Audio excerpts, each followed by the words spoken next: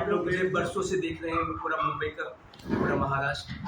आज मैं महाराष्ट्र हज़ारों किलोमीटर दूर, सैकड़ों किलोमीटर दूर, भारत देश की राजधानी जिसे कभी इंद्रप्रस्थ कहा जाता था, दिल्ली में हूँ।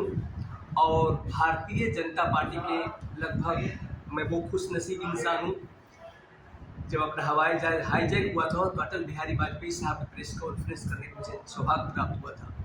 वर्तमान के प्रधानमंत्री मोदी जी साहब का गुजरात में, तो आज मैं अपने पत्रकारिता जीवन में बहुत सारे नेता अभिनेताओं से मिला, लेकिन बहुत ही इन्हें सज्जन कहें, वरिष्ठ और बहुत ही सरल, सत्य और शांति की मूर्ति सत्यनारायण गौतम जी के पास में हूँ।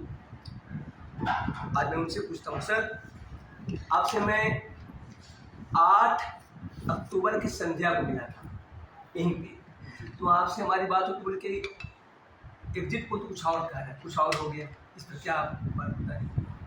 एग्जिट पोल पर कुछ नहीं, एग्जिट पोल तो उनका अपना अनुमान है। जी जी, ये जनता को विश्वास था। जी भारतीय जनता पार्टी की 10 साल से जो शासन था, वहाँ पर पर्ची और खर्ची नाम का कोई चीज़ नहीं था। गरीब व्यक्तियों को वहाँ पर नौकरियाँ मिली, जो कभी सोच नहीं सकते। जैसे अभी हुआ कि हुड्डा जी ने कहा, उनके प्रत्याशियों ने कहा कि हमारी सरकार आएगी तो हम अपने तरीके से भर्ती करेंगे। जिस तरीके दबंगता का मामला रहा, आम जनमानस के मन में आया कि भाई 10 साल से जिस सरकार का है, उस सरकार को किसी प्रकार का कोई आरोप नहीं है। जब आरोप नहीं है तो क्यों ना हम उसको वोट दिया जाए। और डबल इंजन की सरकार केंद्र के अंदर 10 साल से हमारी सरकार है, जिसके हमारे यशस्वी प्रधानमंत्री आदरणीय नरेंद्र मोदी, कोई सुई नहीं टेक सकता। और हमारे खट्टर जी वहाँ पर मुख्यमंत्री रहे, अब हमारे नायब सिंह सैनी है, तो उनके अंदर किसी ने, खट्टर जी के ऊपर किसी ने आरोप नहीं लगाया। जब उससे पहले हरियाणा में जितनी सरकारें रही, सब कहीं ना कहीं घोटालों में लिप्त रही। चाहे उसके अंदर देवीलाल जी का पूरा परिवार रहा हो, चाहे बंसीलाल जी का परिवार रहा हो। बंसीलाल जी की ईमानदार मुख्यमंत्री रहे, और इनका तो हुड्डा जी का तो जग जाहिर है, सबको पता है। और मुकेश कि जो सरकार के, जो कांग्रेस की सरकार थी, उसके दामाद, तो इन्होंने जमीनें पर इनका बड़ा बड़ा घोटाला रहा है। ये रहा, तो इसलिए एग्जिट पोल विषय में वहाँ के कार्यकर्ताओं ने का श्रेय और देश के यशस्वी प्रधानमंत्री आदरणीय नरेंद्र मोदी जी का एक बहुत बड़ा योगदान है, और हमारे दोनों मुख्यमंत्रियों का योगदान है वहाँ पर जीत के श्रेय। सर हरियाणा जीतने के बाद जो 2025 में आपके दिल्ली में चुनाव होने वाले हैं, इस पर आप क्या कहना चाहते हैं? इसमें क्या आपको उम्मीद है?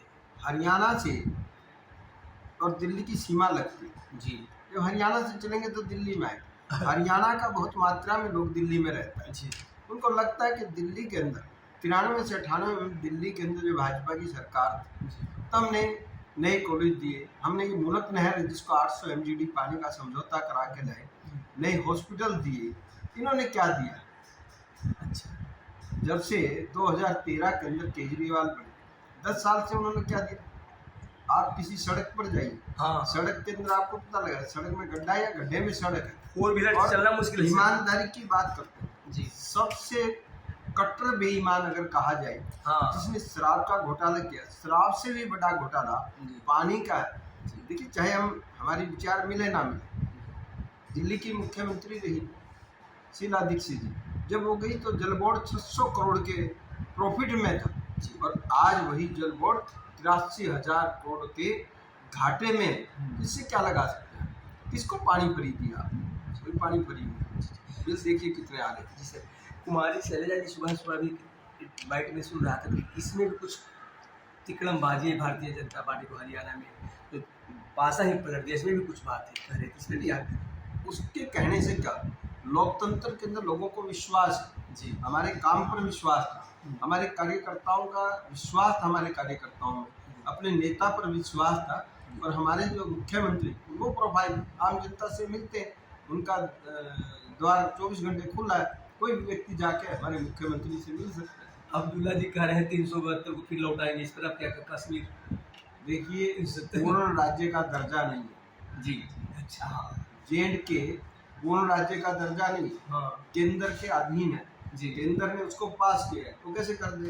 अच्छा, और ये तरक्की दी। धारा 370 आर्टिकल 35 खत्म करके कश्मीर के अंदर पहला ऐसा चुनाव होगा लोकतंत्र के अंदर जिसमें किसी की भी आवाज नहीं, जो अंगुलियां चलती थी जी। इससे बड़ी बात क्या लेकिन होगी? वहाँ पासा कैसे पलट गया, वहाँ अपने हाथ में नहीं आ पाया। नहीं, वहाँ पर दो प्रकार का ऐसा नहीं पड़ा। वहाँ हमने सबसे ज्यादा वोट लिए, उनसे ज्यादा हमारे वोटर परसेंटेज हमारा। देखिए कुछ सीटें ऐसे बनती है, हमने जो है उनका जो जम्मू कश्मीर का हिस्सा है, जी। कश्मीर का नहीं, कश्मीर के दो हिस्से, घाटी एक जम्मू जी। जम्मू के अंदर तो उनकी क्या सीट आई? एक सीट आई कांग्रेस की। बराबर। तो अगर उनको जीतने से 370 में कुछ भी आने वाला नहीं है। और 170 का कुछ नहीं बिगाड़ सकते। धारा 370 खत्म हो चुकी है जी। वहाँ पर लोगों को शांति के दूत के रूप में धारा 370 में आम आदमी, आप भी कभी गए होंगे, आप भी बड़े पत्रकार भी हैं और आप बड़े गायक भी हैं, तो आपने वहाँ कभी फिल्मों की शूटिंग के अंदर भी गाने गाए होंगे तो देखा होगा 20 तारीख को जा रहा हूँ कि पहले क्या स्थिति थी, आज वहाँ पर चमन के रूप में क्या वहाँ के लोग कोई बंदूक नहीं उठा रहा, कोई पत्थरबाजी नहीं, वहाँ शांति बात। अंत में आप सत्यनारायण गौतम साहब जो सुन रहे हैं, आप लोग दिल्ली वासियों से क्या कहना चाहेंगे 2025 के चुनाव के लिए? दिल्ली 2025 में भारतीय जनता पार्टी की सरकार बनाएगी। तो अभी आप लोग वरिष्ठ और कर्मठ नेता श्री सत्यनारायण गौतम जी को सुन रहे थे। कैमरामैन बाबू मिस्त्री के साथ मैं संजीव कुमार पांडे, दिल्ली रोहनी।